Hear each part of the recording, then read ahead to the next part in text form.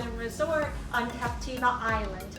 I'm standing at 1253 Seabreeze, which is also known as 1253 South Seas Plantation Road.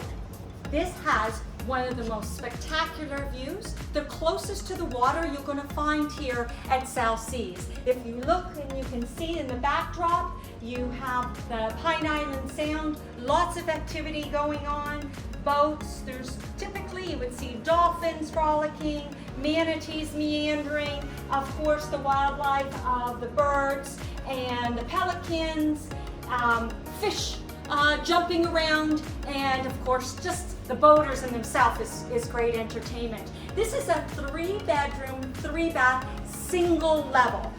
In Seabreeze, they have their own elevator. They also have under-building parking. The condo has granite countertops, stainless steel appliances. The view also is over the golf course out to the Gulf of Mexico. Let's go inside and take a look.